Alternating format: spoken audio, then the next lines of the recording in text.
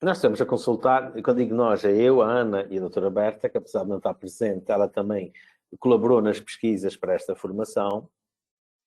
Consultámos, e nessas pesquisas consultámos manuais, desde o Conselho, desde o Parlamento, o Conselho Económico e Social, até de câmaras municipais. Há um do Governo do Estado do Rio Grande do Sul, no Brasil, muito bom também usei elementos aqui neste PowerPoint desse manual, mas o mais atual, o mais recente é o do Conselho Económico e Social português, que é um órgão constituído pela nossa Constituição, desculpa passar o pleonasmo, mas é um órgão aconselhador do nosso governo e das nossas instituições portuguesas, e que em colaboração com a SIG, a Comissão para a Igualdade de Género, e também já seguindo as recomendações do Conselho Europeu, já vem desde 2007, fez um manual muito recente, o ano passado. Por isso será, a segunda parte da formação será sobre esse manual. Eu vou projetar o manual e vou destacar algumas partes. Não optei por um PowerPoint a partir do manual, porque o manual já é bastante sintético. Tem belíssimos exemplos de português, do uso da língua, do uso da gramática. Então vamos ver o manual. Este PowerPoint, junto com esse manual, vão ser enviados para vocês. A gente depois envia para a Carolina, depois ela faz chegar ao resto do grupo. Por isso não precisam ter apontamentos daquilo que vão ver. A ideia é mais a gente refletir sobre estas coisas. A dinâmica vai ser mais expositiva hoje, também devido ao nosso confinamento, né, digamos assim. Mas sempre quiserem fazer algum comentário, alguma reflexão, estão à vontade. Ok, então vamos começar aqui por uma pequena desconstrução, que é vermos que realmente as únicas diferenças reais entre mulheres e homens são as biológicas, naturais, inatas, aquelas que nascem connosco. E aqui temos uma diferença de cromossomos, uma diferença genética. Dos 23 pares de cromossomas que tem a espécie humana, um par se diferencia, sendo XX para as mulheres e XY para os homens. A vossa formação, muitos de vocês são da área das ciências naturais, por isso percebem isso melhor do que eu, é que realmente temos essa diferença fundamental e que se expressa no nosso sexo, não é?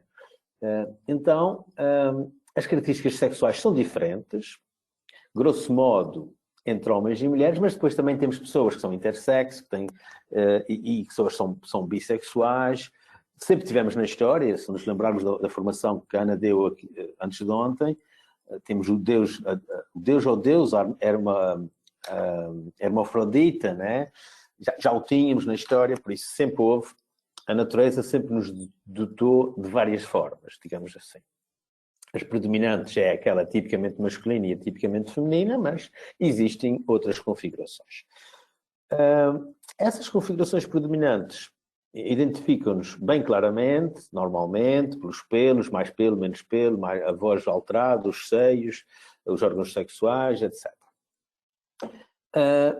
E estas é que são as únicas diferenças que realmente nascem connosco, ou que são naturais. Isto para distinguir de outras diferenças que foram sendo construídas na história. E como vimos, a Ana fez-nos essa arqueologia da história, da iconográfica, e a gente percebeu que realmente há uma construção na história. Também na linguagem tem sido assim. Então, temos características como a sensibilidade, a doçura, a submissão, dependência, fortaleza, rebeldia, violência, independência, etc. São características culturais, são aprendidas, são aprendidas desde pequenos, desde as primeiras relações que nós temos com este mundo, com a nossa mãe, em primeiro lugar, normalmente, e depois com o nosso pai, e depois com as outras pessoas, sucessivamente. Então temos uma construção cultural e social de género. O género, feminino ou masculino, que nos adjudicam, como diz aqui, ao nascer, refere-se então a esse conjunto de características simbólicas, sociais, políticas, culturais, jurídicas que se atribuem a cada sexo. Então temos um pacote construído historicamente e culturalmente que é atribuído a cada sexo, que já não é construído socialmente, mas sim naturalmente, esse sexo. O papel da linguagem como agente socializante de género. Então, é através da linguagem que se vai fazer essa socialização dos papéis de género. Daí a importância da linguagem, daí a e de refletirmos sobre os usos da linguagem. Na linguagem cultural, historicamente, temos tido uma significação diferenciada do feminino e do masculino. E estruturalmente institucionalizada, né? E que se vai perpetuando nas instituições sociais, na família, na escola, no Estado, nas igrejas, nas religiões, na comunicação social, nos sistemas simbólicos, e aqui temos a linguagem, temos os costumes, temos a arte, também que não está aqui enunciada, mas também faz parte desses sistemas simbólicos, nas normas e nos valores. Muito bem. Aqui temos, então, um sistema, um conceito de género que é, digamos, apenso ao sexo, como já referi, e pelo facto de nascermos como é-nos dado, digamos assim, esse apêndice, essa identidade de género. Muitas vezes, até antes de nascermos, já estamos a sofrer consequências dessa identidade, né? Quando a nossa mãe já compra roupas de uma cor, já escolhe os brinquedos de uma certa forma, etc., ou o nosso pai, já estamos a ter uma construção de género ainda antes de termos nascido. E que já, de alguma forma, vai nos influenciar. Mas, até aqui, não se vê problema nenhum. São sexos diferentes, poderia haver identidades de género diferentes. Não é? Até aqui ainda não se consegue perceber que há um problema. Então, o problema surge, como diz aqui no segundo parágrafo, quando há uma valorização social diferente, que desvaloriza um género, neste caso tem sido o género feminino, relativamente às suas habilidades, comportamentos, ou seus trabalhos, e que coloca na sociedade as mulheres de desvantagem em relação aos homens. Então, aqui é que temos a questão problemática. Não é propriamente na diferenciação dos géneros, porque até faz algum sentido se não houvesse discriminação ou desigualdade, porque também assentam em sexos diferentes, mas quando há essa valorização, desvaloriza alguém, quando inferioriza uma das partes. E a história tem mostrado que tem sido sempre uma das partes a desvalorizada, que é o género feminino. Nós vamos ver, no fim da formação, vamos ver que também que há outros grupos sociais, como, por exemplo, as pessoas com deficiência, outros grupos étnicos, até as pessoas mais velhas também são alvo de discriminação. Há outros grupos sociais que também não são valorizados igualmente, né? Mas isso a gente vai ver no fim, porque isso também, junto com a desigualdade de género, potencia uma maior desigualdade ainda. Mas vou deixar isso mais daqui a pouco. Então, temos aqui um problema, que é quando há uma desvalorização, uma desigualdade. Um sistema de género, uma determinada sociedade, estabelece dessa maneira o que é correto, aceitável e possível para mulheres e para homens, o que é que faz parte de uma identidade e o que é que não faz. Os papéis e as identidades que se atribuem para a mulher mãe, dona de casa, responsável pelas tarefas, associadas à reprodução familiar. E normalmente para o homem pai, provedor, chefe de família, com um papel importante na determinação das relações de género. Como já foi dito, isto é transmitido, é reforçado no processo de socialização. Aqui do processo de socialização, gostaria de vos falar um bocadinho só da teoria de reconhecimento, da Axel Honneth, que destaca que é a partir das relações primárias, as primeiras relações que temos na nossa vida, com a nossa mãe, que, grosso modo, se estabelece a medida e depois as medidas de confiança para as outras relações sociais. Esta teoria tem uma base psicanalítica, já vem desde Freud, depois Donald Winnicott, psicanalista mais recente, que vem ajudar a fundamentar esta teoria, em que a relação de confiança que se estabelece com a mãe, quando a mãe consegue deixar já o recém-nascido, ou melhor, voltando ao início da teoria, a teoria, grosso modo, assenta no facto de que somos uma simbiose no útero materno, com a nossa mãe,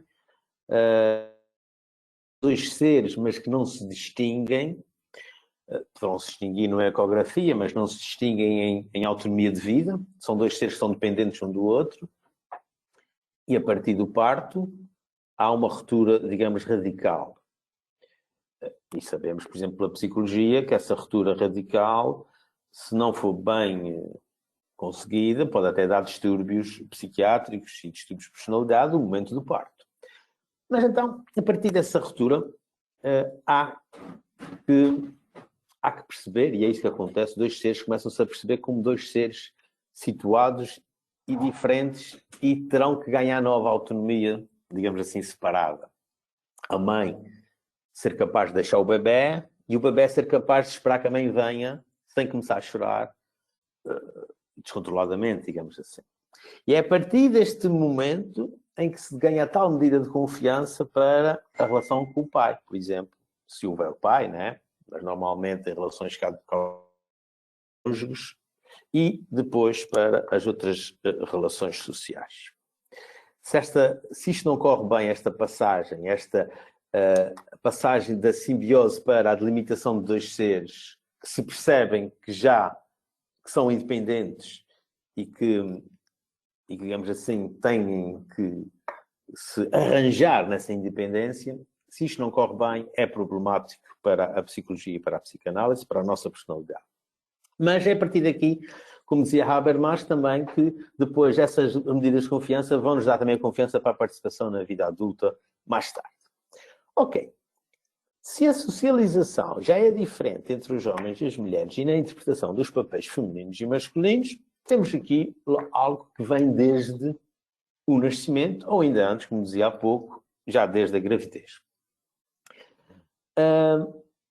Então, a socialização de género, como diz aqui na segunda frase, é um processo pelo qual aprendemos a pensar, sentir e a comportar-nos como mulheres e homens, segundo as normas, crenças e valores de cada cultura, ou cada cultura dita. Uma questão interessante, e que vamos ver mais à frente, é que esta cultura, esta socialização, não é estática, e ainda bem, é dinâmica. Vai-se alterando com o tempo. As próprias culturas alteram-se, as línguas também se vão alterando, e é nesse pressuposto que faz sentido nós alterarmos também a nossa linguagem ao correr dos tempos e da evolução civilizacional que vamos tendo. E é nesse sentido que estamos aqui hoje. A língua é um fato tão cotidiano que o assumimos como natural, sendo que poucas vezes nos detemos a perguntar-nos o alcance e a importância da mesma. Mas poderá faltar apenas um momento de reflexão para convencer-nos de que esta naturalidade da língua é uma impressão ilusória. Afinal, a língua não é algo natural. A gente já fala há tantos anos, já temos linguagem há milhares de anos, que nos parece ser algo natural, mas é algo que foi conquistado pela civilização humana, oral, como depois a linguagem escrita, posteriormente. Então é algo construído, não é algo natural. É uma construção social histórica situada nas nossas linguagens. Lembro-me, por exemplo, a gente já vai ver isso, mas, por exemplo, as próprias línguas também se contagiam e vão evoluindo umas às outras. Nós temos os estrangeirismos que vamos adquirindo de outras línguas e vice-versa, por exemplo. Então, a língua, se não é algo natural, se é uma construção social, então pode ser modificada. E ela é modificada. Muitas vezes não nos apercebemos logo dessas mudanças. Muitas dessas mudanças só nos apercebemos depois de elas já estarem realizadas, digamos assim. É como se fossem mudanças inconscientes. Mesmo em nós próprios. Muitas vezes a gente, acho que provavelmente já pode ter acontecido também com vocês, que é de que já não fazemos determinada coisa ou determinado comportamento que fazíamos há algum tempo atrás. Mudamos. Mesmo sem dar por isso.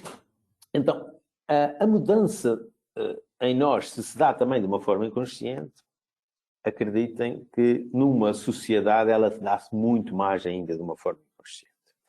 E muitas vezes a gente pensa que ela é lenta e ela é mais rápida do que parece. Então, pela linguagem, aprendemos a nomear o mundo, a chamar as coisas pelos seus nomes, em função de valores da nossa sociedade.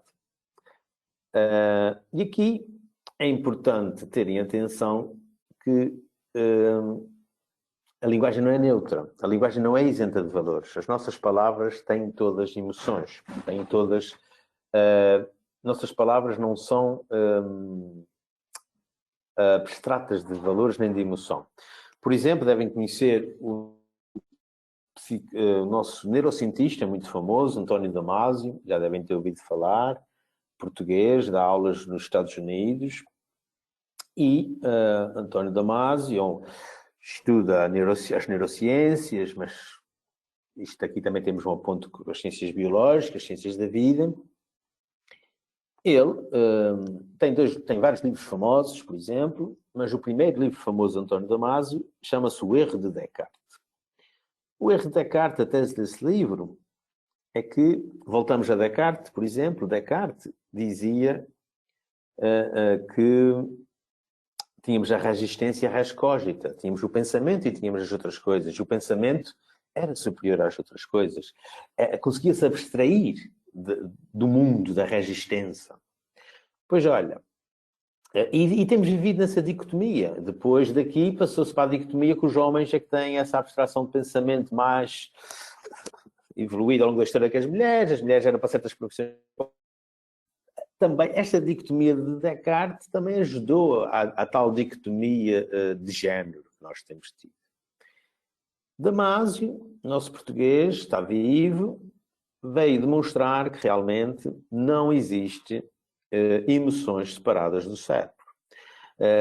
Não existe racionalidade separada das nossas emoções.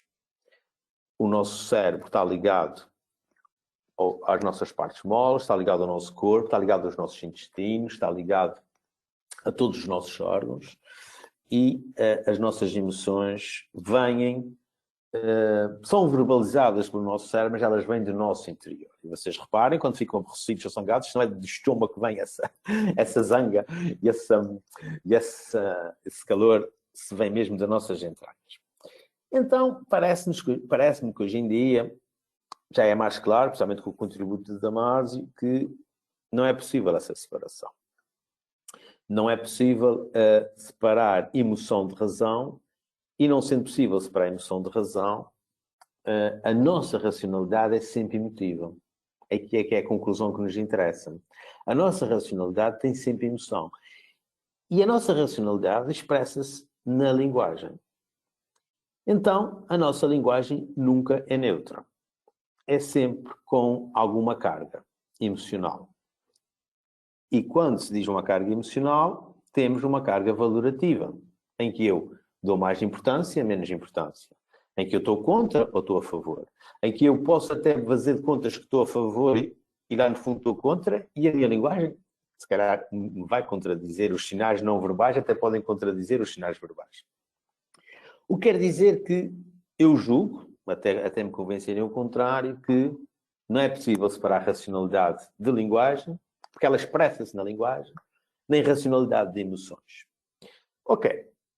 E, juntando mais um pensador que não está aqui no PowerPoint, mas que também nos ajuda nesta equação, que é Theodor Adorno, um teórico da teoria crítica alemã, da Escola de Frankfurt, um dos fundadores da teoria crítica, aliás, mais Horkheimer, Adorno, que é muito estudado na arte, na cultura, nas teorias da cultura, na crítica, é um dos que desenvolveu muito a dialética, mas o que interessa aqui de Adorno é que ele dizia mais ou menos uma coisa deste género, que era: o nosso pensamento só se realiza na linguagem. na comunicação. O nosso pensamento, ele explicava que é como se o último, a formulação final do nosso pensamento só se concretiza na linguagem. E isto acho que é claro quando nós, se nós olharmos para nós próprios e percebermos que realmente a gente às vezes pensa uma coisa, mas enquanto não a verbalizamos, enquanto não a dizemos a alguém, ela poderá não ter muita consistência. Às vezes vamos a dizê-la e a gente, afinal não tinha pensado bem neste pormenor. Espera aí, deixa-me pensar melhor nisto. Ou então, pensámos e não tínhamos ainda o fim, digamos, do raciocínio. E quando começamos a falar sobre ele, com alguém, o nosso raciocínio fica mais claro. E conseguimos formular esse raciocínio. Então, caros formandos e formandas, temos aqui uma grande ligação pensamento, racionalidade e emoção com a linguagem. A linguagem é que expressa e é que formula da melhor forma o nosso pensamento. Não é o facto da linguagem ser só uma das formas de expressão. Não. É a forma que nos ajuda a formular o pensamento. Nós pensamos falando. E pensamos com palavras, com conceitos, não com imagens. Nós pensamos com conceitos, com palavras. Isso também já foi demonstrado pela semiótica, o que nos vem centrar no grande objetivo desta formação, que é a importância da linguagem. Ok. Antes de prosseguir para a parte prática e parte da linguagem, temos aqui o androcentrismo e na página seguinte vem o sexismo, que são, digamos, duas maleitas, duas doenças, digamos assim, da igualdade, dois problemas. O androcentrismo é quando o homem é colocado no centro e é medida de todas as coisas. E aqui tem muito a ver com a linguagem não inclusiva, com a linguagem mais normal, aquela em que se usa o masculino universal para designar todos os sexos. Porque aí é sempre o masculino, é sempre ele que é a medida de todas as coisas. E como diz a segunda frase, o que não se nomeia não existe. E utilizar o masculino como genérico tornou a história invisível a presença das mulheres na história, na vida cotidiana no mundo. Porque é que as mulheres estão praticamente, não resta a história praticamente sobre elas. Também por causa da linguagem. A linguagem foi as ocultando ao longo da história. Sobre esta capa do masculino universal, que representa tudo, mas a gente vai ver que não representa. Representou sempre só um lado. Foi tornando invisível a presença das mulheres. Basta analisar frases como, está aqui um exemplo, os homens lutaram na Revolução Francesa por um mundo mais justo, marcado pela liberdade, igualdade e fraternidade. E as mulheres? Onde ficam nessa luta? Vocês estão a ver bem? Está tudo a correr bem? Tá? Fixe. É só deixarem de ouvir algo. Os homens onde é que ficam nessa luta? Onde é que estava? Estava aqui. Ok, vamos para este. Não nos enganemos. Quando se utiliza o genérico, está-se pensando nos homens e não é certo que ele inclua as mulheres.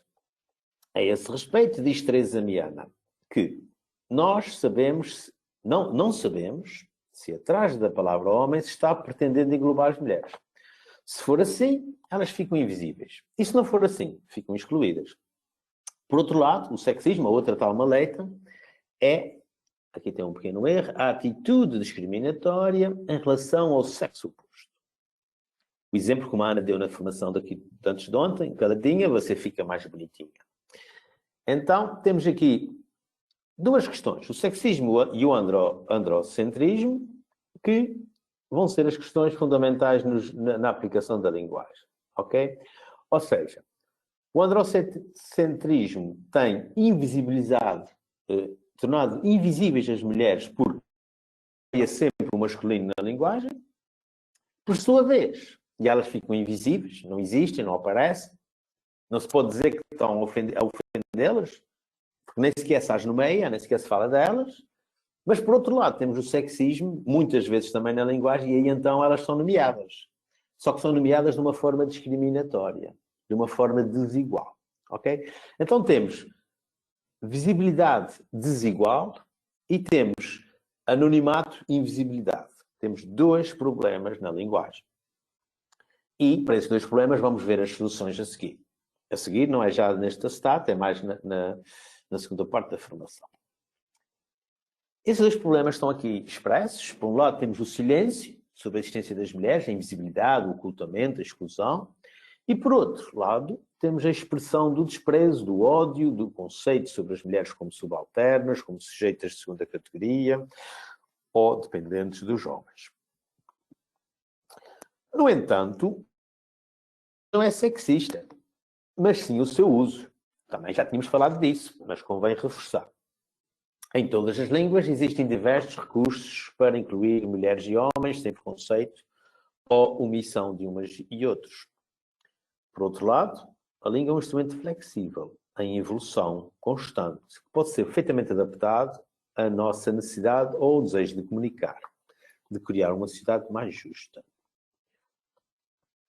Então, em resumo, em síntese, temos a linguagem como sendo um dos principais agentes de socialização de género, de reprodução dos papéis de género, é através da linguagem, e que vai moldando o nosso pensamento e vai sendo transmitido, e o que faz que a língua assuma um valor simbólico enorme. Não é?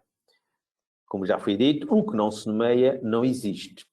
E durante muito tempo, ao utilizar uma linguagem androcêntrica e sexista, as mulheres não existiram e foi-nos ensinado que a única opção é ver o mundo com olhos masculinos, mas essa opção oculta os olhos femininos. Então, não é incorreto, como diz aqui o PowerPoint, repetir ou nomear o masculino e o feminino. Não é incorreto, porque não estamos a duplicar conceitos. Tratam-se de géneros diferentes. Sendo assim, é simplesmente um ato de justiça e de direitos e de liberdade.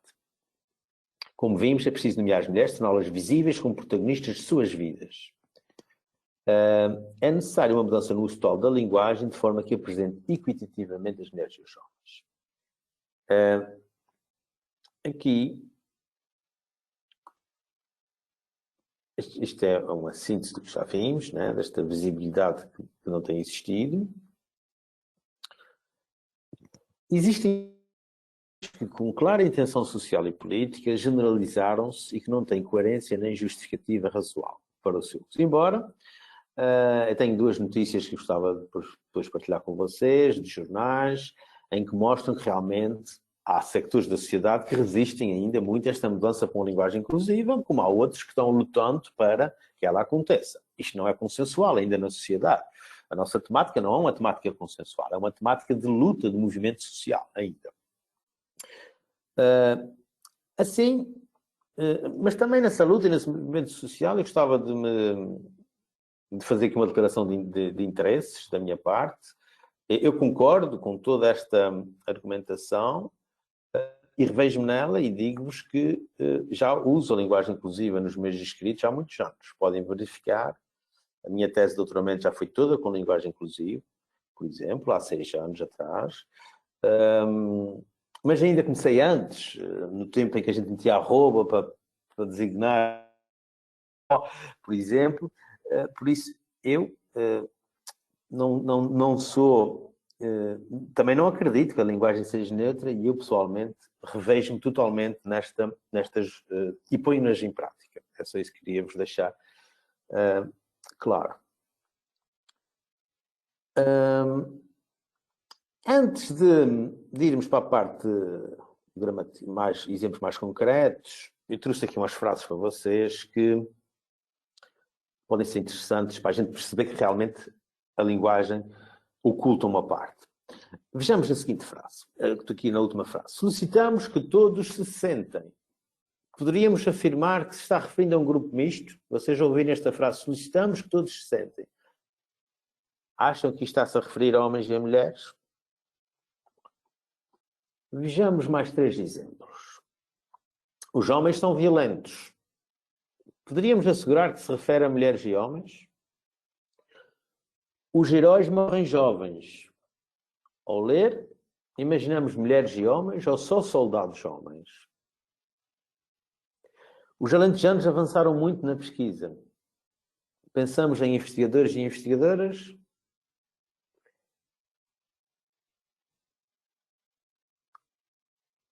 É verdade que nenhuma dessas frases se identifica claramente com um grupo no qual há mulheres. Pelo contrário, quando se fala em masculino como se fosse neutro, na realidade se excluem as mulheres. Isso cria uma ideia muito concreta de quem são os heróis, os investigadores e quem são os violentos. Principalmente se falamos de temas que foram atribuídos aos homens e que são valores supostamente masculinos ao longo da história. Eu volto atrás, a gente vê esta frase. Os heróis morrem jovens. Normalmente os heróis têm sido sempre os homens na história. As mulheres tinham que ficar em casa a cuidar dos filhos. Por exemplo, estou eu aqui a generalizar, mas é um pouco isso. Isto associado àquilo que tem sido a construção do género ao longo da história, claro que se vai logo pensar que são homens. Inconscientemente já estamos canalizados para um determinado género.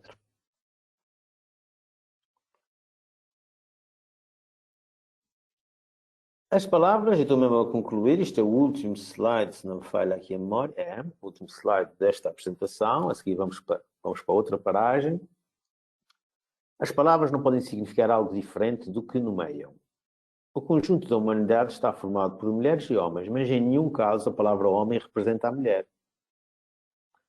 Para que a mulher esteja representada, é necessário nomeá-la. A discriminação de género também foi construída a partir da linguagem. É isso que eu tentei mostrar aqui, com base também nestes autores, que estão citados a seguir. Assim, sua desconstrução, a desconstrução desta discriminação, passa por eliminar todas aquelas palavras que mantêm as mulheres não apenas invisíveis, o que é, como dissemos, uma forma de discriminação mediante a exclusão, a tal invisibilidade, mas também por eliminar o uso de palavras que as desvalorizam, subordinam, rebaixam ou que não são equitativas. Temos aqui sempre estes dois aspectos: a invisibilidade e a desvalorização. Este PowerPoint foi feito com base neste manual para uso não sexista da linguagem, do Governo do Estado do Rio Grande, e também tem contribuições de Paulo Freire, Paulo Ricorre e Maria Escudeiro.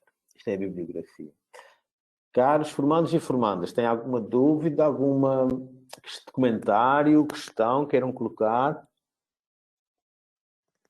Antes de irmos para outra, para a parte do manual, para irmos para a parte, vermos uma linguagem inclusiva na prática, como é que pode funcionar, vermos as propostas. Então, eu vou parar a partilha desta... Ok, já está. Vou abrir... antes de abrir o manual, que horas são? Temos tempo ainda, temos bastante tempo. Deixa-me só controlar, eu vou só ver aqui se estou com bateria, com boa bateria ou não. Deixa-me só ver aqui. Acho que estou, mas pronto. Acho que sim. Vamos ver aqui. Eu acho que dá para vocês. Deixa eu ver. Atena. Ok.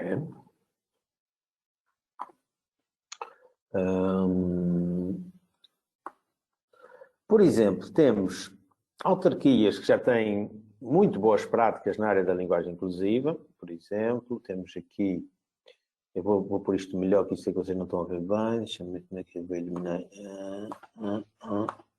Sim. Temos a Figueira da Foz, a Câmara Municipal de Figueira da Foz, que no âmbito de um projeto europeu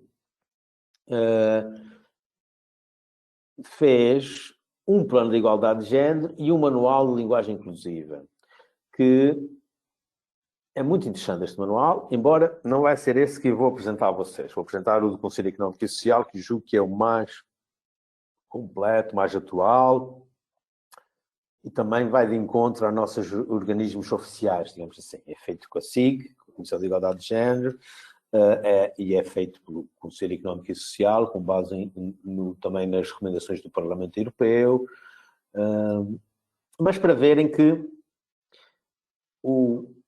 estas iniciativas, temos várias autarquias, temos universidades que já adotaram a linguagem inclusiva, e temos também, isto agora vai aqui um problema, a gente já vai voltar aqui a pôr, e temos também o reverso, que é, por exemplo, como eu vou-vos mostrar aqui, que é, aqui não diz isso, acho que não é neste, mas eu posso-vos dizer oralmente, que é, por exemplo, no Brasil, a Universidade de São Paulo já adotou a linguagem inclusiva, mas agora o governo Bolsonaro e diversos governadores estão proibindo a linguagem inclusiva. Estamos tendo um retrocesso no Brasil, temos tendo uma luta, digamos, social grande no Brasil e também noutros países da América Latina, mas o exemplo do Brasil com o Bolsonaro é muito evidente. Aqui temos uma notícia do El País, um prestigiado jornal espanhol, mas que foi reproduzida esta notícia na revista Cultura no Brasil. Isto é do ano passado, a data que estava ali é de ontem, de ter ido buscar esta notícia, em que fala-nos de quem em Espanha está-se a usar o sufixo "é" como forma de viabilizar as políticas de género no idioma castelhano. Isto é as tais lutas sociais para mudar a linguagem. É interessante a gente ter noção destas coisas. Em que, então aqui exemplos, alunos, todos, chiques, formas neutras para alunos, todos, e... ok. É porque, portanto, as línguas românicas têm esta dificuldade de terem uma forma neutra.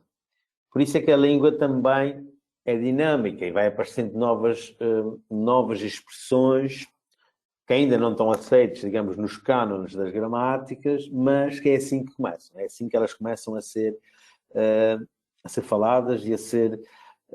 e daqui é que poderão ter possibilidade de se afirmar.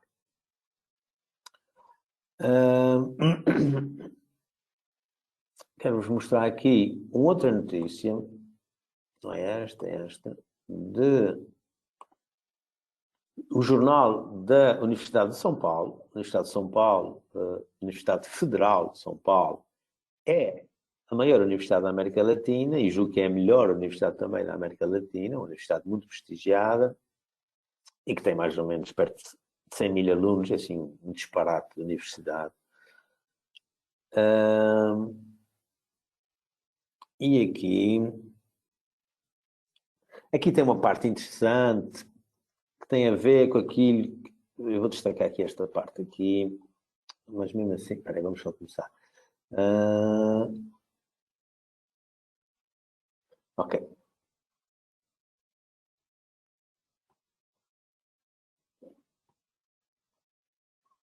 Existem, acho que dá para ver, vou pôr isto meio assim. Existem diversas propostas de modificação para garantir a inclusão na língua portuguesa. Algumas já são consideradas inadequadas, como o uso do X ou do arroba. Há bocadinho falei nisso, mas deixei para agora, porque lembro-me da gente já há bastantes anos começarmos a usar arroba em vez do, por exemplo, caros, mas depois como é que se lê arroba? E o problema está aí. Por isso é que já está em desuso e não é muito aconselhado. Vamos ver que temos soluções gramaticais que não precisam de usar arroba. Mas há uns 15 anos atrás começou a haver essa movimentação. Eu lembro-me de usar nos e-mails, bom dia, caros, com arroba, colegas. A palavra colega não tem género e com a arroba antes, mas depois para ler é complicado.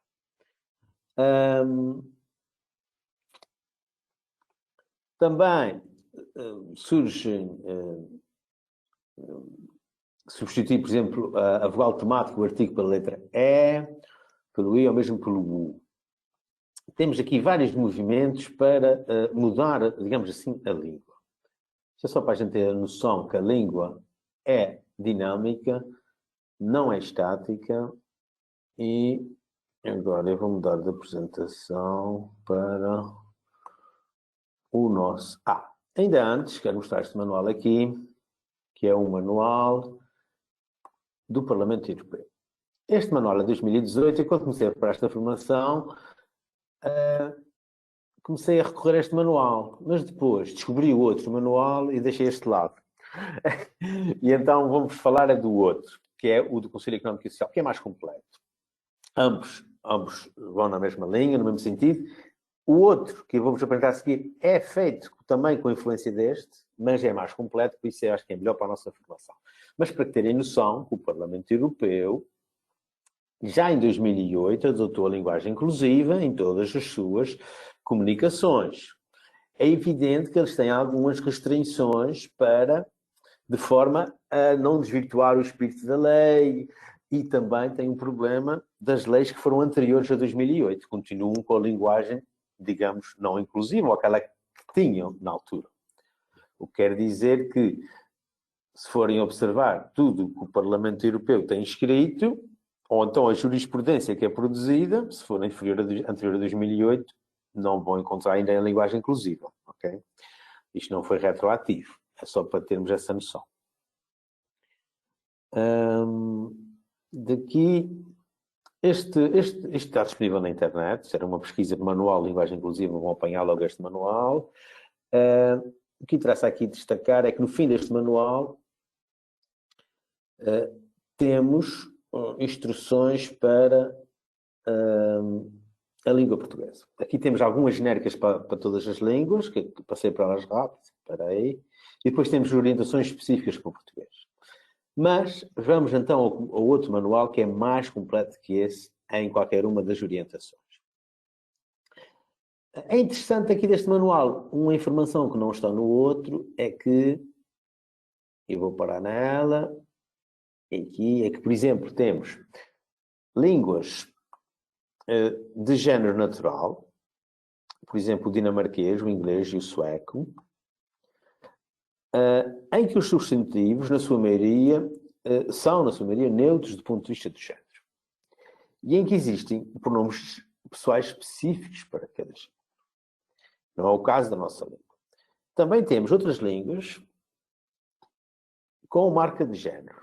Aqui temos a nossa língua, que são as línguas românicas, todas as línguas latinas estão aqui, o francês, o italiano, o português, o espanhol, as línguas eslavas, o alemão também.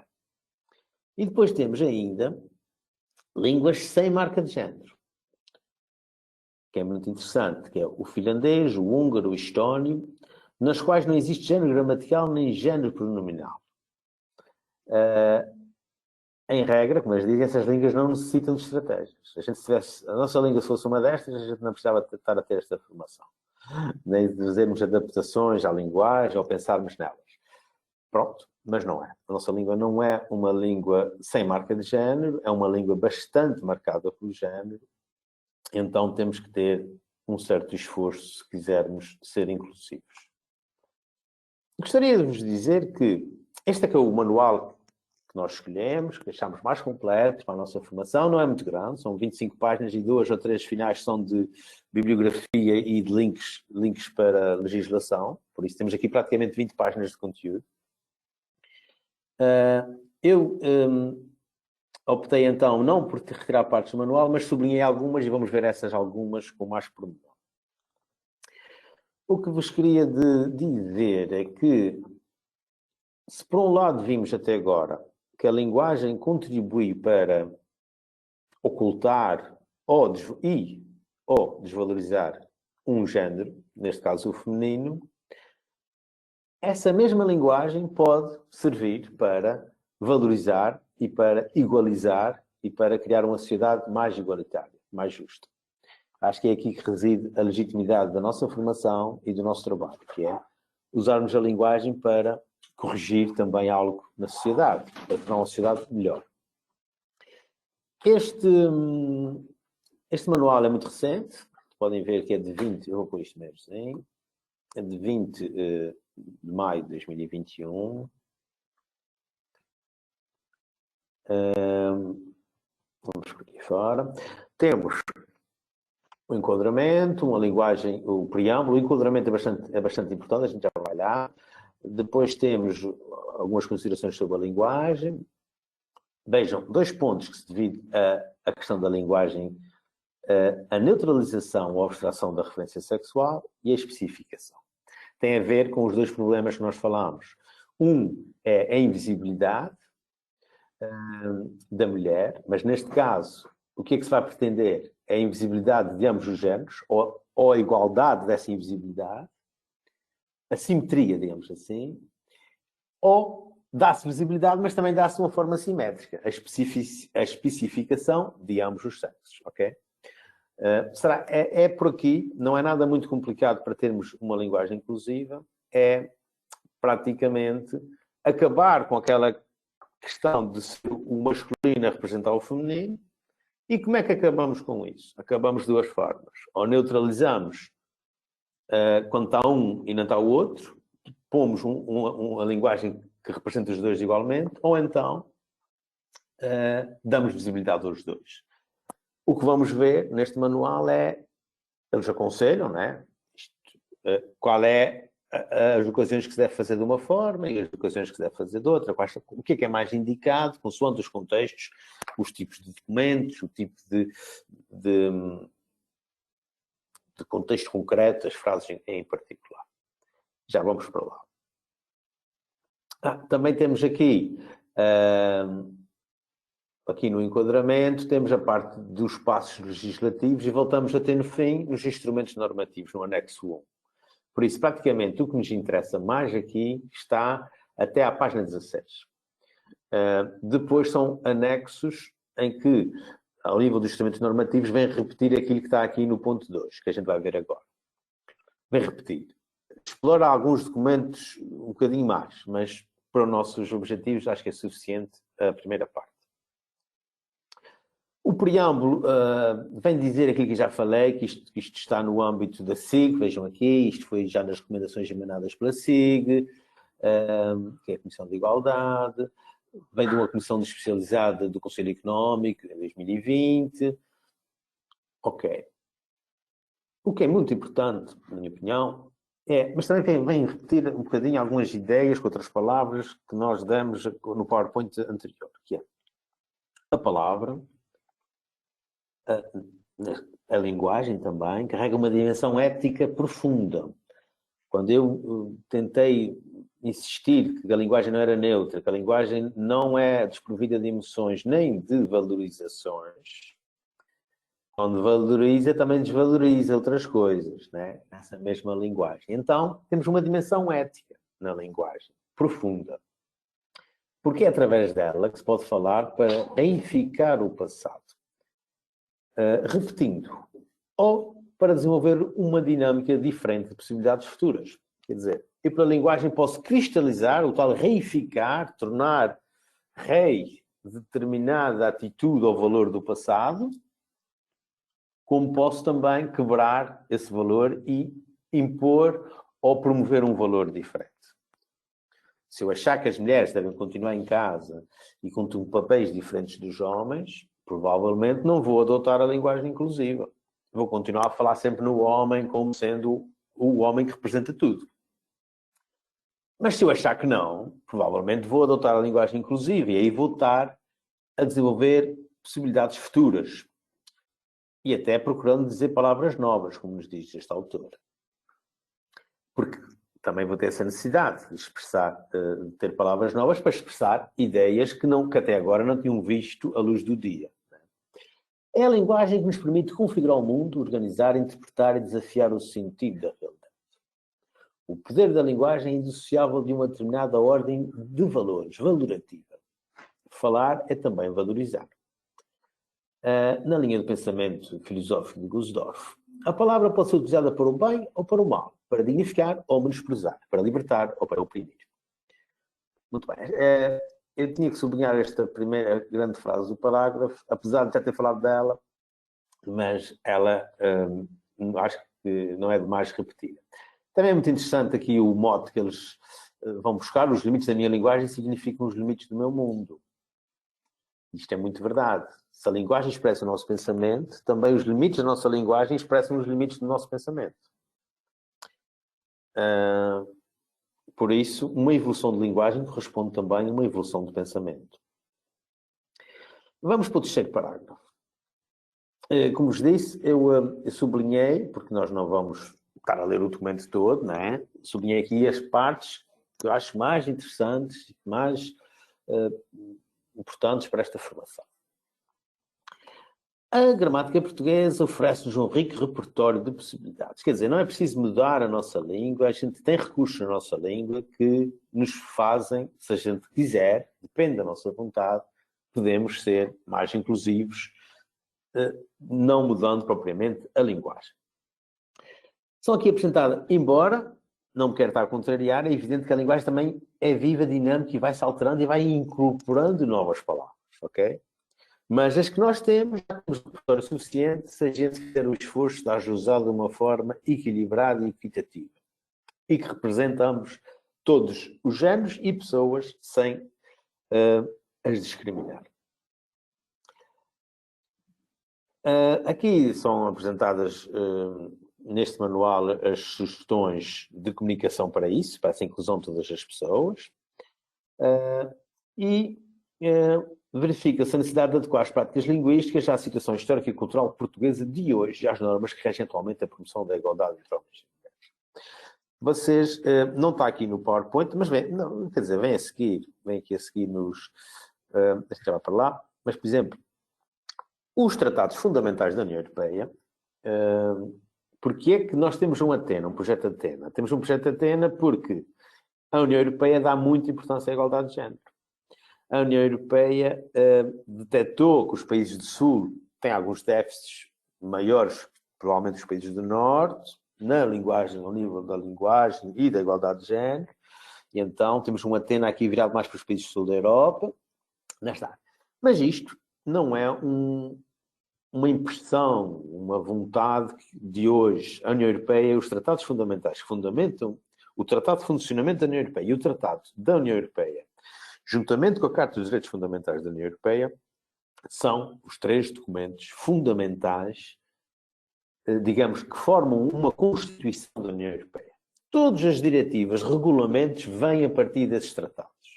E têm que se basear em artigos desses tratados para haver intervenção da União Europeia. Senão a União Europeia não tem legitimidade de intervir em algo que esteja fora destes tratados.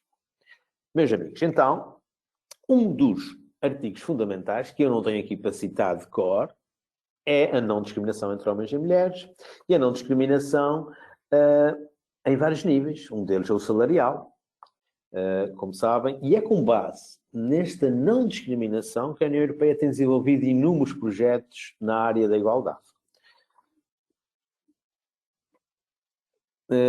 E tem coordenado, digamos assim, projetos a nível nacional. A nível nacional temos a nossa agência para a igualdade, a SIG, para a igualdade de género. Temos planos, primeiro começaram a ser planos de luta contra a violência doméstica e prevenção da violência. Hoje, já desde 2018, se não me falha aqui a memória, mas acho que mais à frente já podemos confirmar, esse plano já não se chama luta contra, o nosso plano nacional já não se chama luta contra a violência, mas chama-se Plano para a Inclusão e Igualdade. E inclui um subplano para a luta contra a violência, mas tem outros também. Quer dizer, este trabalho na área da igualdade tornou-se mais abrangente da União Europeia e pelos Estados-membros. Tanto é que até nos nomes dos planos deixou de ser só sectorial na área da violência e daquela discriminação mais gravosa e passou a ser mais abrangente na área da igualdade. Isto para vos dizer que vem de encontro à necessidade de a gente ir adaptando a linguagem, os planos, as ferramentas para as novas realidades. Embora esta citação que está aqui a laranja, aqui sublinhei, vem da Comissão, o CIT, Comissão para a Igualdade no Trabalho e no Emprego, em 2003. Quer dizer, já era uma preocupação em 2003 em Portugal. Ok. Este manual inspira-se, como diz aqui o autor, numa guia para uma linguagem promotora da igualdade entre homens e mulheres de 2009, da SIG, Comissão para a Cidadania e Igualdade de Género. Depois temos a CIT, também tem um manual de formação de formadores em igualdade entre homens e mulheres. Gostaria de sublinhar esta frase. Esta aqui de cima, esta aqui eu não sublinhei, ainda vou falar dela porque já falei dela, da invisibilidade dos homens, neste caso das mulheres na linguagem. Mas esta, também já foi falada de alguma forma, mas temos aqui um elemento novo que é a questão central, e aqui isto resume a questão central da nossa formação, na minha opinião, que é, a nível prático, a nível de mudança de linguagem, é a substituição do masculino genérico ou, na designação de Maria Isabel Barreno, o falso neutro, porque não é um neutro. A gente fomos socializados pensando que o masculino genérico era o falso neutro, porque, portanto, era o tal homem com um H grande. Então, estão lá os homens e as mulheres. Mas então, porquê é que não há as mulheres com M grande? Onde também estão lá os homens e as mulheres, não é? Por isso, fomos percebendo que realmente isso não era um falso neutro. Então, a ideia é substituir esse falso neutro por formas não discriminatórias, que respeitem o direito de homens e mulheres à representação linguística da sua identidade, que eles se sintam ambos representados, ao fim e ao cabo. E impliquem o reconhecimento de que nenhum dos dois sexos tem o exclusivo da representação geral da humanidade. Nenhum dos dois sexos tem digamos, uma procuração para representar o outro. É essa a questão. Se teve essa procuração porque as mulheres, coitadas, não puderam se revoltar na história durante muitos séculos, hoje já não é assim. Temos o movimento feminista, temos os movimentos sociais, temos um grande movimento de emancipação e que ninguém, julgo que as mulheres hoje não dão, nem nunca deram, mas não dão a procuração para que os homens as representem. Ok? Então, aqui temos umas considerações a nível jurídico, né, a nível de instrumentos legislativos. Temos a nossa Constituição, nos termos da Constituição, e está aqui em o artigo 9 e o artigo 26, estão ali em baixo, que é o artigo 9 tem a ver com a promoção da igualdade entre homens e mulheres, que integra as tarefas fundamentais do Estado, e o direito fundamental à identidade pessoal é protegida contra quaisquer formas de discriminação, no artigo 26. Este artigo, o primeiro deles, não quero fazer comentário agora, em que tem, nos termos da Constituição, a promoção da igualdade entre homens e mulheres e integra as tarefas fundamentais do Estado, eu julgo que aqui temos uma grande ligação com a vossa opção de escolherem a linguagem inclusiva como formação. Vocês são, o Fundo Regional de Ciência e Tecnologia é um departamento do Estado. E também deverá ter esta missão de promover a igualdade entre homens e mulheres nas suas tarefas fundamentais. Por isso, acho que faz todo o sentido o caminho que vocês estão a percorrer. Muito mais recente, a nossa Constituição já teve revisões, mas a fórmula, digamos, o grosso é de 76. Muito mais recente, temos 18 de maio de 2006, mas também já é há 15 anos, há 16 anos quase, que reconhece a necessidade do uso de uma linguagem não discriminatória na elaboração de atos normativos, destacando por efeito a neutralização e a minimização da especificação do sexo. Isto já em 2006 com o Conselho de Ministros. Recentemente, agora é que é mesmo recentemente, em 2018 e depois em 2019, vamos ver na página seguinte, é que temos resoluções do Conselho de Ministros que aprovam a linguagem não discriminatória. Também os vários planos nacionais para a igualdade têm procurado promover uma comunicação institucional promotora da igualdade entre homens e mulheres em toda a administração pública. E aqui temos a estratégia que vos falava, a última para a igualdade e não discriminação, 2018-2030, é que está em vigor e que foi aprovada pelo Conselho de Ministros em 2018. Ok. É esta o último grito, digamos assim, a nível de estado legislativo em Portugal, da igualdade de género. É evidente que estes instrumentos legislativos portugueses baseiam-se noutra jurisprudência, não jurisprudência, mas noutros aparelhos legislativos internacionais, a Convenção da ONU, o Conselho da Europa, que não é a mesma coisa do que o Conselho Europeu da União Europeia, mas também Portugal faz parte do Conselho da Europa e a maior parte dos países da Europa fazem parte do Conselho da Europa.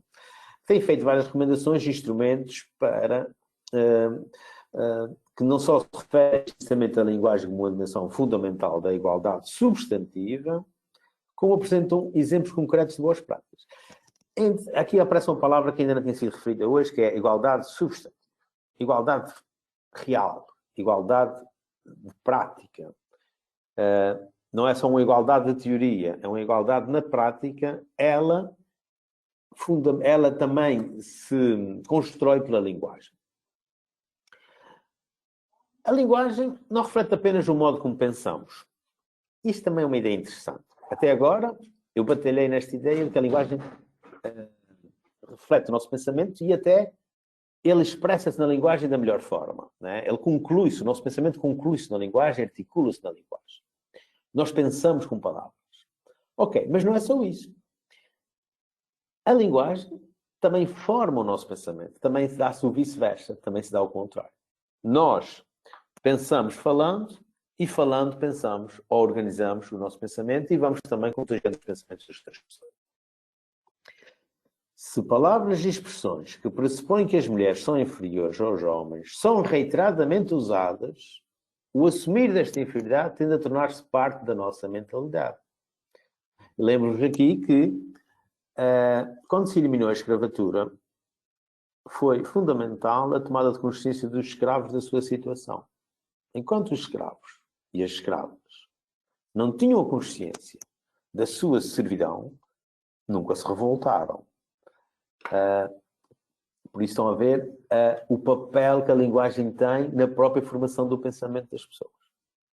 Ok, aqui temos também um mecanismo da manipulação, né? Essa tal socialização pode ir manipulando também o pensamento, a formação das categorias dos outros. 2019, muito recente, recomendação do Conselho da Europa sobre a prevenção e luta contra o sexismo. E o que está aqui sublinhado é muito interessante porque faz outro resumo, torna a fazer outro resumo da nossa formação. Realmente estes documentos legislativos, como dizia há pouco, não se preocupam só em determinar o que deve ser feito. Eles dão exemplos, vamos ver a seguir, mas explicam sintetizadamente o mais importante desta mudança. E então, qual é? Referindo a importância, reitero o papel da linguagem inclusiva, né? Na garantia da igualdade entre homens e mulheres, referindo a importância de utilizar as formas feminina e masculina ou neutra das designações. É isso que vamos ver os critérios. E de usar a forma feminina e masculina, ok. Bem como, a título de boa prática, a preparação de manuais de utilização de linguagem e comunicação para a administração pública e seus documentos que sejam não sexistas e não perpetuem estereótipos. Então, voltamos, antes de entrar nos aspectos práticos, voltamos à ideia central de um dos slides que vos apresentei há pouco, que é: existem duas alternativas para evitar o uso do masculino universal. Por isso, isto não é muito difícil, a questão da linguagem inclusiva. Exige algum treino, exige vontade da gente querer mudar a nossa linguagem, em alguns aspectos, mas não exige tantas alterações dessa forma. São essencialmente duas alterações que depois elas especificam-se nos contextos. Né?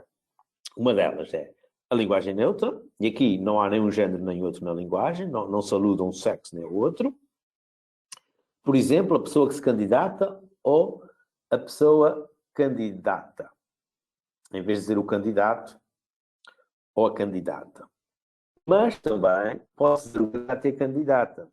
Mas como não fica tão fluido, pode-se optar por fazer a pessoa candidata. Mas vamos ver momentos em que é mais aconselhável um do que o outro. A outra alternativa é a especificação, a explicitação clara do sexo. E aí o candidato ou a candidata e o candidato. Então, vamos ver os dois na prática. Vamos ver agora a neutralização. Ainda antes dos exemplos, temos o recurso à neutralização utiliza uma só forma para descrever homens e mulheres, usando genéricos nomes sobrecomuns, coletivos, substantivos comuns e termos abstratos, pronomes invariáveis e outros procedimentos, como, por exemplo, o recurso à voz passiva. Vamos ver os exemplos.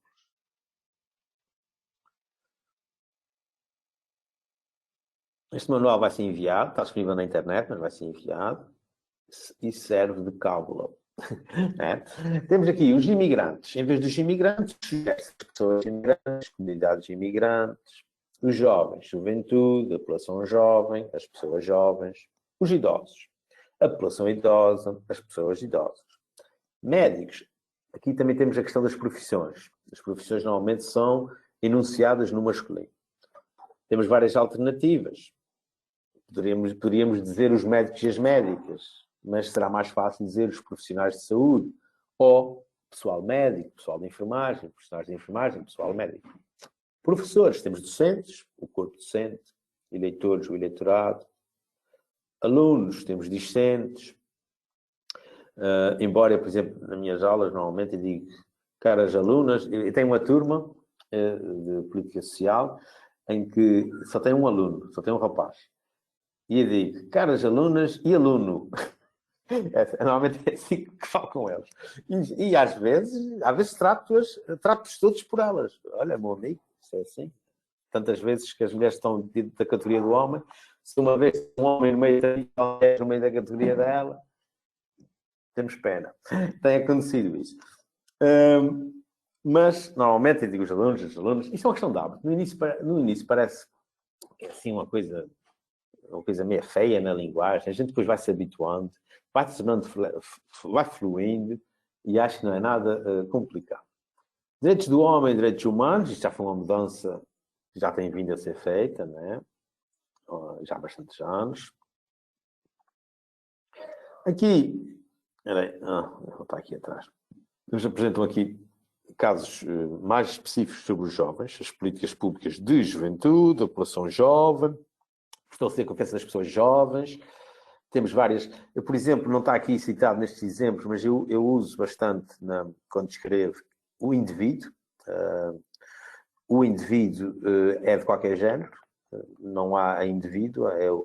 O indivíduo é aquele elemento que não se divide, né? Por isso, eu ou uma mulher são um indivíduo. É também uma palavra, embora o indivíduo não tem a carga da relação com os outros, não tem significado. Então, quando eu uso um significado que não tem a ver com a relação com as outras pessoas, uso indivíduo. Quando tem a ver, uso pessoa, conforme. Mas são duas palavras que se podem usar bastante bem para designar o ser humano. O sujeito, também uso o sujeito. Atores, já não dá. Na sociologia usava-se muito os autores, as autoras, atrizes, mas não funciona tão bem, então uso mais o sujeito. Então dá só aqui uns exemplos meus. Vamos continuar aqui. Outras alternativas. O candidato deve enviar o formulário de candidatura até o dia tal. O formulário de candidatura deve ser enviado até o dia X. O requerente pode consultar as instruções. As instruções sobre o requerimento podem ser consultadas. Aqui temos um exemplo de que a alteração não é só numa palavra, exige uma dinâmica da frase, né? Ou da oração. Exige aqui um esforço maior da nossa parte para construir esta linguagem. Mas acho que o resultado fica bastante bom. Os subscritores da petição subscrita por, estão a ver, a tal voz passiva, voz ativa, mudar a nossa a própria frase. Nascido em, local de nascimento, filho de, filiação. Ok, estes são alguns exemplos. Poderá haver outros, e dei o exemplo do indivíduo, por exemplo, e há outros, embora este manual ainda era aquele que tinha bastantes exemplos. Há um manual, o tal do Rio Grande, que a gente vai enviar também, do Rio Grande, do Governo do Rio Grande do Sul, tem muitos exemplos também. Também tem. E agora vamos para a outra alternativa para uma linguagem inclusiva. Agora, a neutralização é não nomear só um género até agora. nomear de forma a que ambos se sintam representados. A que toda a gente se sinta representada, digamos assim. Uma linguagem completamente inclusiva. Agora, vamos mesmo nomear. Vamos à especificação de ambos os sexos. Quando é que isso é necessário? Como é que se faz? Como é que se faz? É fácil. Basta fazer como o autor diz aqui. Por exemplo, nesta fase, quando se pretende evidenciar as assimetrias nas condições laborais e de vida de mulheres e homens. Porquê é que pode ser importante a gente dizer os dois sexos? Porque, como vamos ver a seguir, pode haver características diferentes neles. Por exemplo, ou então um termo genérico, geral, inclusive, como vimos, uma neutralização, não vai fazer justiça a essas diferenças. O problema está aí. Por isso é que se justifica a nomeação discriminada. Aqui o discriminado não é no sentido de desigualdade, é nomear a diferença do sexo masculino e do sexo feminino. Vamos ver um exemplo. Aqui neste exemplo A, deixa eu ver isto talvez mesmo. Meio não dá muito certo. Ok. Temos a taxa de risco de pobreza diminui entre os reformados. Aqui só temos um género. E depois, vem aqui a discussão. A informação veiculada no universal masculino oculta, e neste caso distorce os dados. Porquê? Porque, após a evolução da taxa de risco de pobreza, após as transferências sociais, a taxa de risco da pobreza declinou de 15,6 para 14 entre 2015 e 2019, no caso dos reformados, dos jovens. Mas aumentou de 16,3 para 17,2 no que se refere às reformadas. O que quer dizer? As duas juntas dão uma diminuição, mas elas separadas e nomeadas, percebe-se que essa diminuição foi no caso dos homens e não foi no caso das mulheres. Então, é de toda a justiça fazer a frase como diz abaixo, que é: a taxa de risco de pobreza diminui entre os reformados e aumentou entre as reformadas. Isto é um exemplo muito claro de como a neutralização aqui não funciona. Aqui também, esta é gritante, porque eu não vou ler. A primeira é cerca de 200, isto tem a ver com a pandemia, 201 mil pais solicitaram durante o primeiro confinamento a medida de apoio estacional à família. Quando se vem a ver, afinal, é quase tudo mães. São cerca de 163 mil mães e só 38 mil pais, homens. Por isso, é de toda a justiça nomear os dois sexos. Não é por acaso, como diz a seguir, aqui, que as recomendações relativas ao uso da linguagem que confere igual visibilidade são contemporâneas de medida de política que visa garantir a disponibilização de dados estatísticos desagregados por sexo. Ok. A obrigação que já existe em Portugal de ter a desagregação por sexo vem no mesmo sentido de uma linguagem também inclusiva de fazer justiça às diferenças entre sexos. Posso só fazer aqui um reparo? Claro que sim. Sim, relativamente a esse ponto de estatística, então há um caso ainda mais gritante que é diariamente quando falam no número de infectados. Pois já. Não falam no número de infectadas. Muito bem. E de repente são mais que os jovens, não é? Se calhar. Mas pronto, todos os dias isso é anunciado, é o número de infectados. Está certo. É verdade. O próprio Estado ainda não está a dar o exemplo como deve ser. Tens toda a razão. Bem observado. Mais alguém quer fazer uma observação? Enquanto descansa aqui a minha garganta. Senão, a gente também está. Aqui, formas duplas. Então, neste caso, são mais adequadas do que a naturalização. Não é? É isso que temos vindo a ver. Há uma aqui que é muito clara, como o caso da referência a mãe e pai, né? Eu acho que é bem claro a diferença, e a maternidade e paternidade, por exemplo. Vocês viram que lá atrás havia um exemplo na neutralização que dizia que os alunos discentes, e aqui os alunos, as alunas e os alunos. Por isso isto não há fórmulas únicas, isto há é o bom senso de cada um de nós, consoante o contexto daquela frase, daquele parágrafo ou daquele documento, determinar qual é a melhor solução. Por isso, são apresentadas duas soluções para o mesmo caso, né? As alunas e os alunos, as e os estudantes. Aqui temos uma particularidade linguística, que é, vejam ali, não sei se é já aqui, as e os estudantes, o pai e a mãe, não é ainda aqui, a gente já vai ver isso a seguir. Também se pode usar, não é muito comum ainda, mas pode-se usar as e os. Okay? Aqui não está as estudantes e os estudantes, está as e os estudantes. A gente também estranha um bocadinho, porque a gente não está habituado dessas formas a vê-las muitas vezes. É como aquele tal, a gente primeiro estranha e depois estranha. A gente depois de começando a usar, deixa de estranhar coisas que não está habituados. Os reformados e as reformadas. Aqui há há aqui no que se refere à referência a trabalhadores e a trabalhadoras, apesar da Constituição e o Código de Trabalho de serem masculino genérico, há que ter em conta, por um lado, que são diplomas anteriores ou já invocados ou já invocados preceitos recentes sobre iguais discriminatórios. É tal questão também do Parlamento Europeu, toda a legislação anterior não foi alterada para a linguagem inclusiva. Temos que perceber esta historicidade, né? Estas etapas históricas. Em vez de empregador, poderá ser usado o termo entidade empregadora. E queria mostrar os trabalhadores e as trabalhadoras. É isto aqui. Aqui eles sugerem, e acho muito bem, que quando estamos na duplicação, né, no uso das duas formas, que vayamos alterando para sermos plenamente inclusivos. Não ponhamos sempre os homens primeiro e as mulheres depois, ou não ponhamos sempre as mulheres primeiro e os homens depois. Porque, por causa disto, e vocês vejam, por exemplo, está aqui um exemplo. As e os pensionistas abrangidos.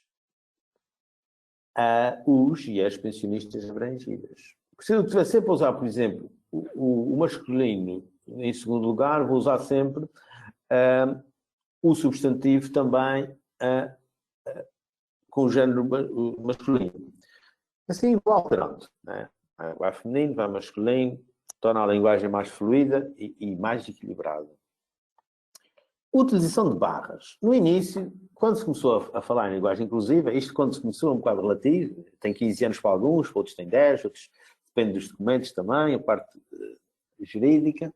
Mas eu lembro-me, quando eu vos falava da arroba, também havia muito esta coisa da barra. A, U, e até metíamos entre parênteses. Por exemplo, autor, entre parênteses, a autora, etc. Isto não é uma linguagem muito bonita, muito fluida, não é proibido, não quer dizer que não se possa usar. E há aqui ocasiões que até é aconselhável a usar, por exemplo, em formulários. Formulários que às vezes nem têm interesse de ter grandes frases, então usa-se muitas vezes nos formulários a barra, o a, e principalmente quando o substantivo é comum aos dois sexos. O utente, tanto dá para masculino como feminino, estudante, jovem, requerente, etc. Ok. As, as. Estão a ver? O autor troca para não ser sempre igual e para ser completamente inclusivo. Okay?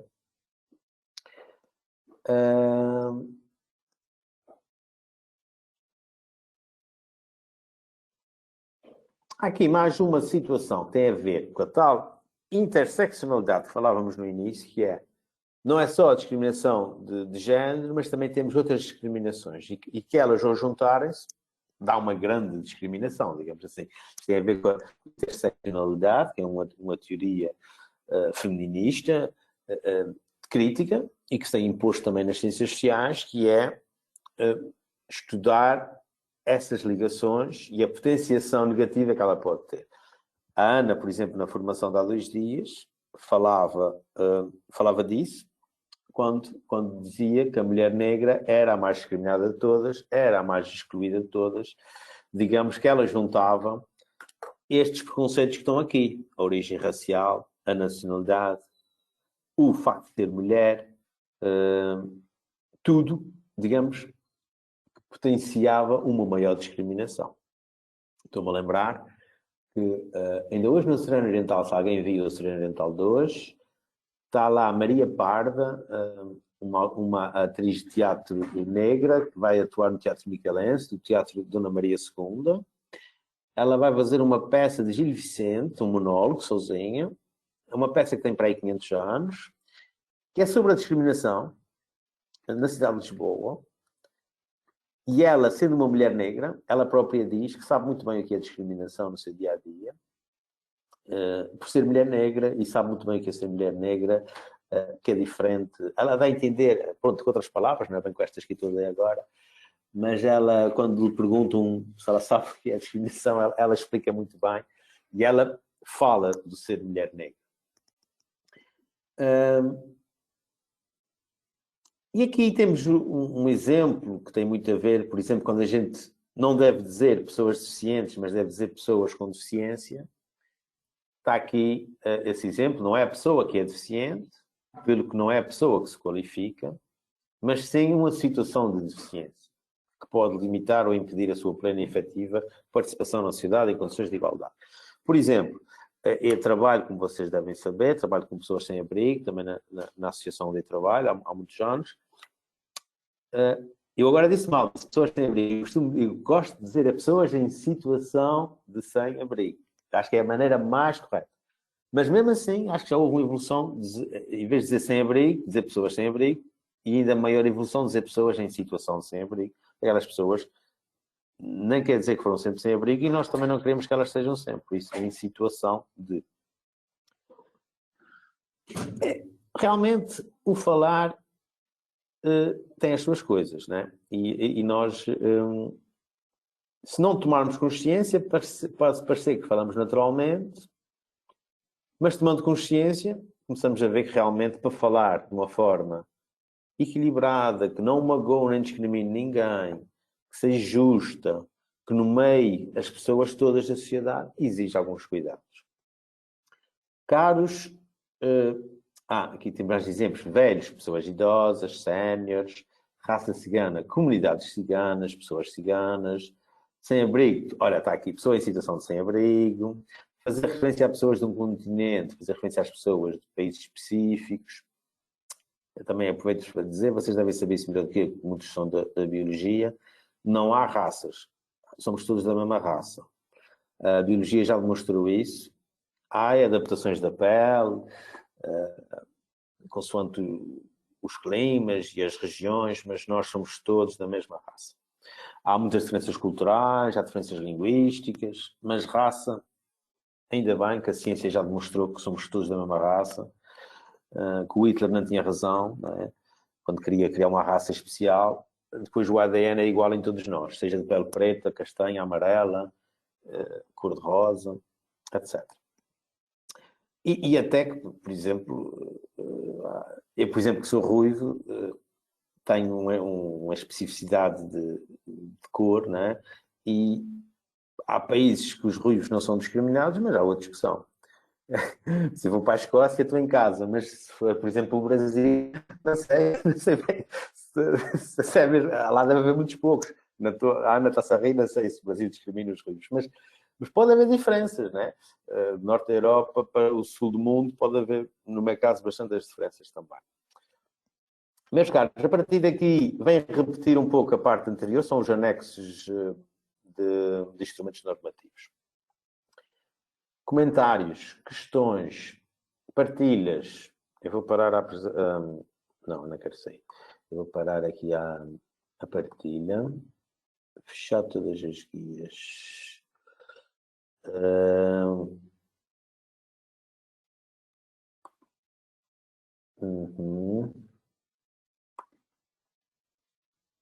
Ninguém quer falar um bocadinho?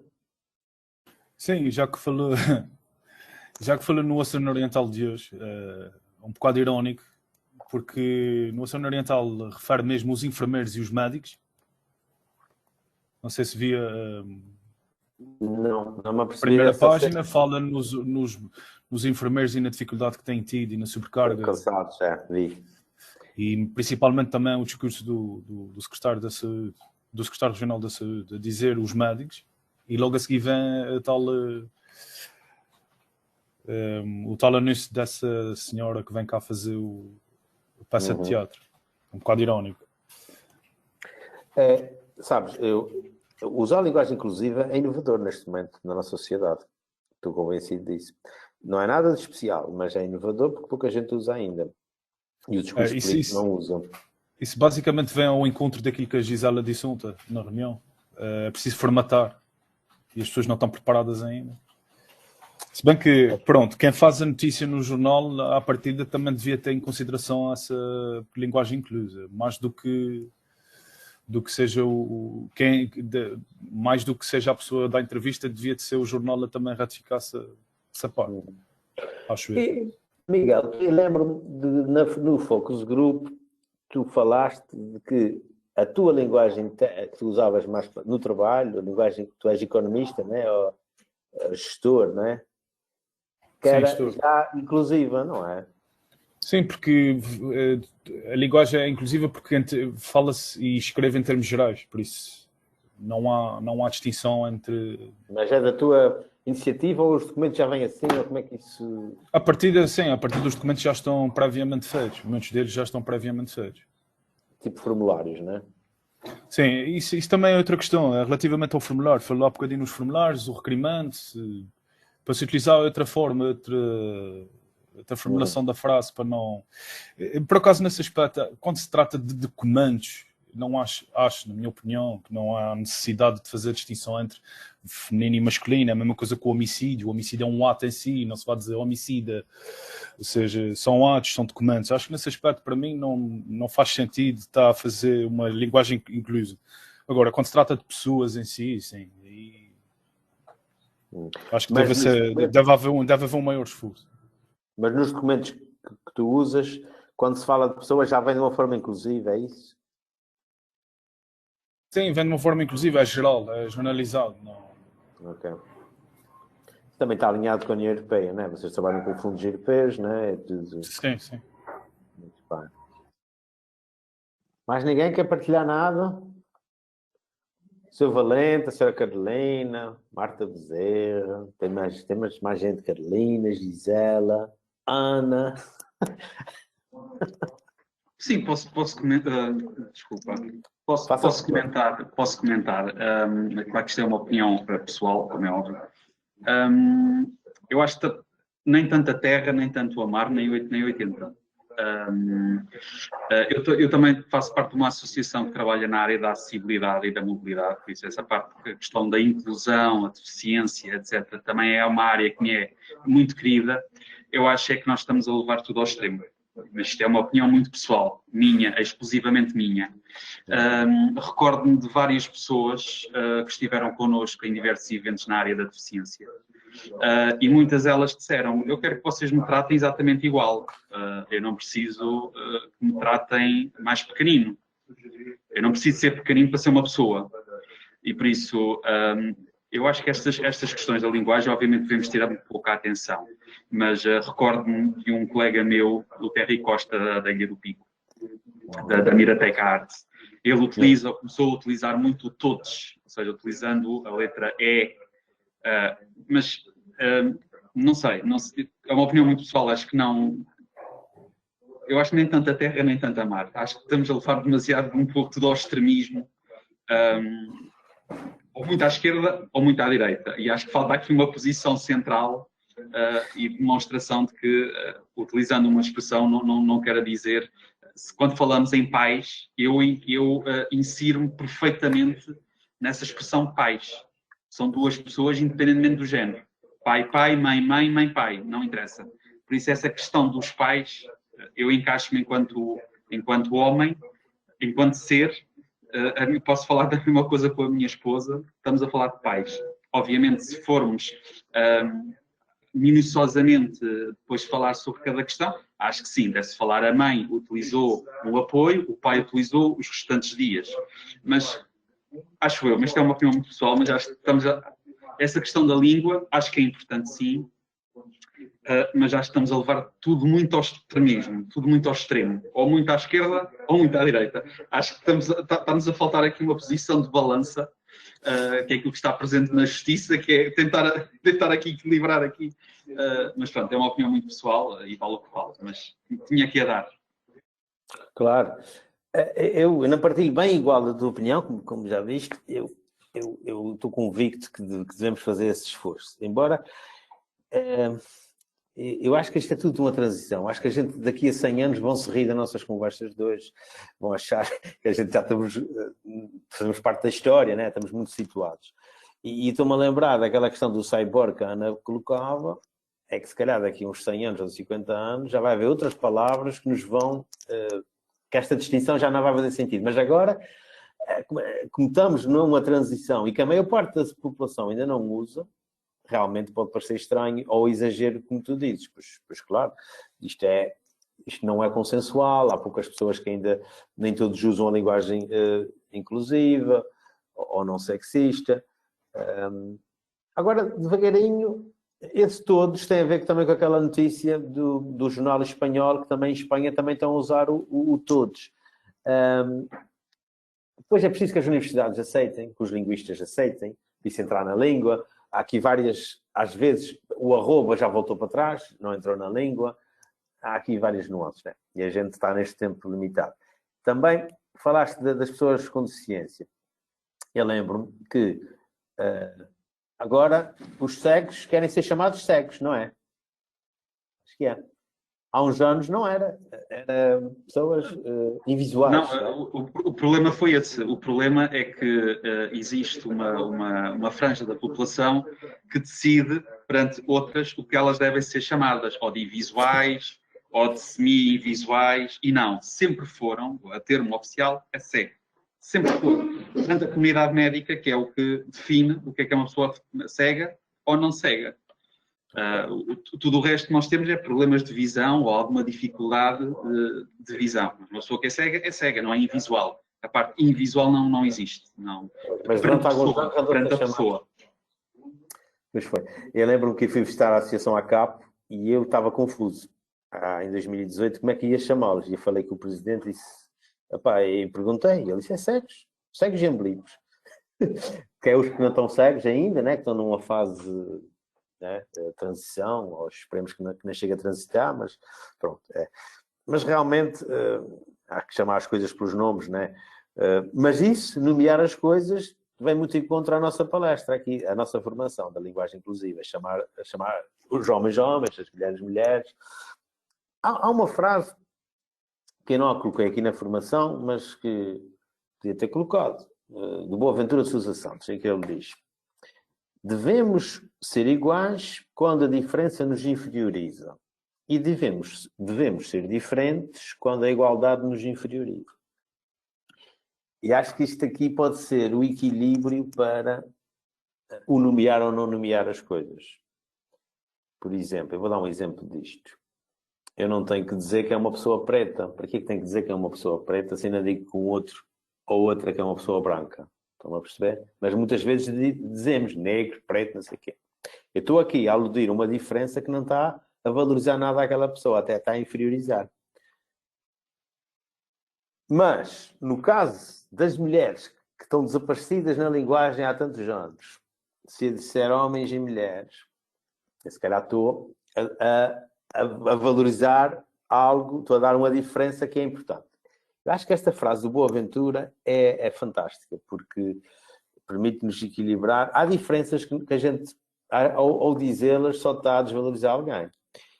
E como há outras que a gente, não as dizendo, também está desvalorizando. Por isso, há aqui um balance, que é o bom senso. A gente, seres humanos, nós temos uma capacidade de bom senso que é fantástica e que é que nos permite ter estas decisões e ver a melhor opção na altura. Também, eu já vou calar, mas também, depois da palavra sair, a gente já não a pode ir buscar atrás. Por isso, convém pensar bem como é que dizemos as coisas. Que elas podem magoar e já não voltam para nós. Quer dizer, voltam, mas é as consequências. A gente já não as pode voltar a engolir a palavra, né? Voltar a não dizê-la. Já não dá. Mais comentários? Carolina, não queres dizer nada, gente? Senhora gestora do Atena. Parece muito bem. Há certos exemplos que eu nunca tinha pensado bem neles. Diariamente enviamos tantos e-mails, escrevemos tanta coisa e são coisas que nos passam despercebidas. Eu, como mulher, admito que há muita coisa que me passa despercebida. E sim, concordo que se deve usar uma linguagem mais inclusiva. Olha, espero que vocês tenham gostado. Se não gostaram, já não posso voltar atrás. Sim, obrigado pela apresentação. Muito obrigada. Obrigado pela vossa atenção. Obrigado. Obrigada. Obrigado, até à próxima.